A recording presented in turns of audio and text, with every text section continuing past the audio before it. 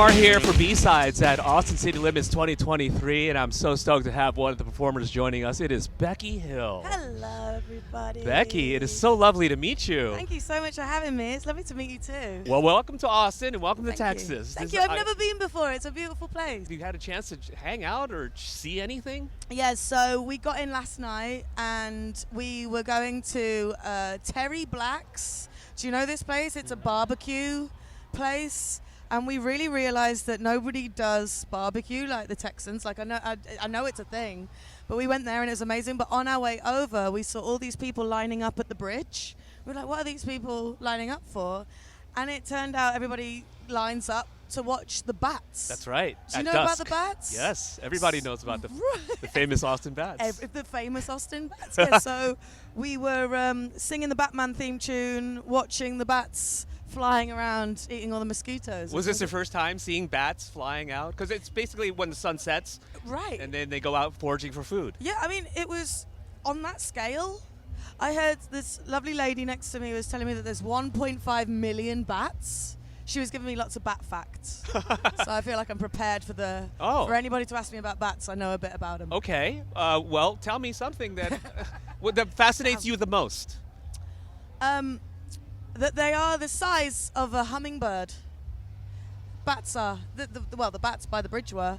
And then the biggest bat, I think we overheard one of the tour guides. The biggest bat can in the world is as big as, did it say 5 feet? So you can have a 5-foot bat. Wow. Which my friend Amanda, the wingspan is 5 feet, right. My friend Amanda is 5'4", and she just said, God, can you imagine a bat the size of me? So yeah, that was pretty cool. That's my bat fact. It's quite appropriate for spooky season. It's very Halloweeny. Yeah. Right. Yeah. Are you into that? Are you into bats? Are you into the nighttime nocturnal lifestyle? Sure. Well, you kind of have to be, don't you? Being a singer.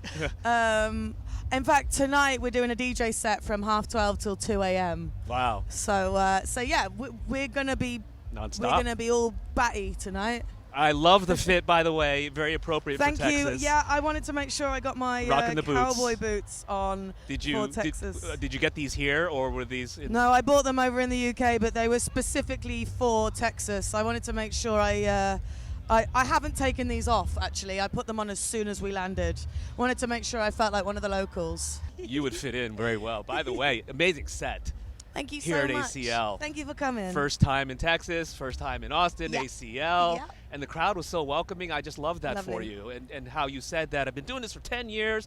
This is my first time here. Like, I really felt that. It was lovely. Describe for me what you were feeling. Yeah, I mean, I always feel very lucky, generally doing my job. I feel very lucky, very grateful. But to be able to, especially when you're from the UK, to come out to the States, and I often think that nobody's going to know who I am, and nobody's going to know the music that I make, and nobody's going to want to turn up to my shows. And I get proved wrong time and time again every single time I play in the States. And the thing was, I was opening up the T-Mobile stage. I was on a really early slot, and the crowd of people who we actually walked through the festival to go and just check out the stage, and there was a bunch of people waiting for me to come on like an hour before we were supposed to be there, which was really beautiful.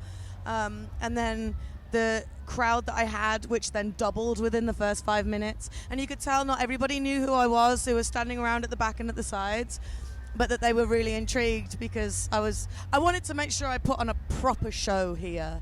I still feel like a bit of an underdog here, and I feel fairly new, so I wanted to make sure that everybody got the best idea of what I do and who I am, and hopefully get more people to come along for the ride. How motivating is that to be hungry for American success after doing this for so long? And we got 2 Brit Awards in the UK, and so you have a certain level of oh, of course. Yeah, it's very good.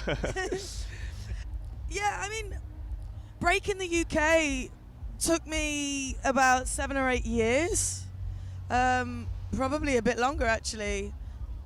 So, and you're kind of told as an artist that the UK is something because there's like 3 major radio stations. So when you release a single, you're promoting it to 3 radio stations, and then everyone's like, when you go to America, you've got between 3 and 10 radio stations per state. And there's how many states? 52 states? There's 50 states. 50 states. Yes. So there's 50 states. You've got a bunch of radio stations to do, and you just have to go around every territory and kind of and prove yourself. And I thought this was going to take me a hell of a long time to do, but every time I'm here, I am just so overwhelmed with how things grow in size. I just sold out Brooklyn, which is an 1,800 capacity venue, and I just sold it out. So it's really lovely to see the progression and to see how responsive the audience over in the States are. So hopefully it won't take me 7 or 8 years. Fingers crossed. Out of curiosity, 7 or 8 years in the industry, and you said 10, really, making music and whatnot. Why now and not 7 years ago?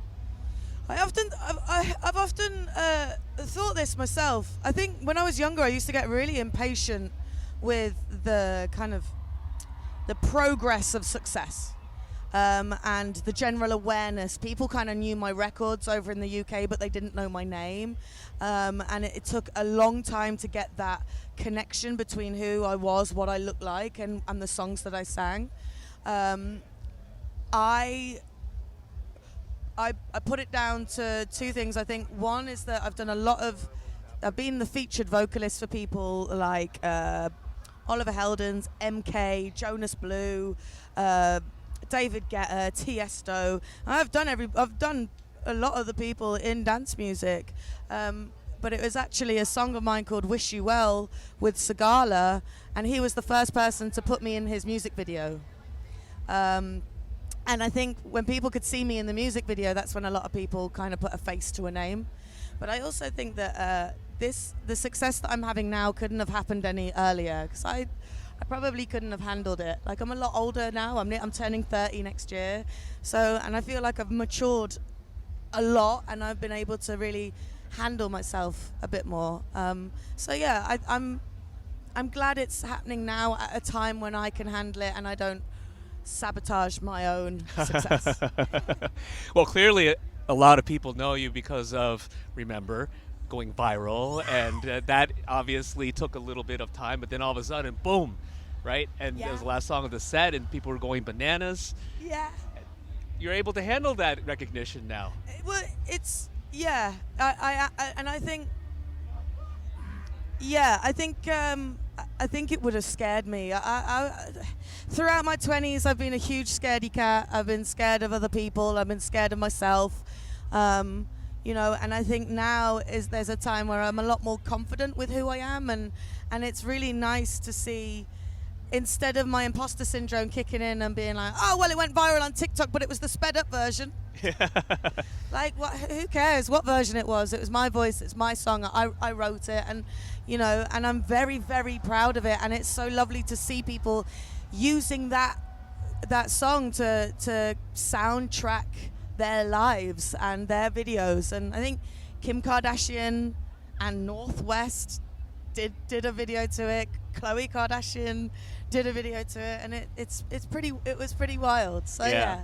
You have a new song called Never Be Alone, which kind of is a prelude to the new album that's coming out next year. Yeah. A lot of things coming up for you, and we're really stoked for that. Congrats on all the recognition. Thank you so much. Great to meet you. Lovely to meet you too, and thank you so much for talking to me. As I say, being from the UK, it always makes me feel very happy that people want to speak to me and people want to interview me, so thank you so much. Well, I hope you don't forget me when the next level comes around. You're playing a night gig here on the main stage.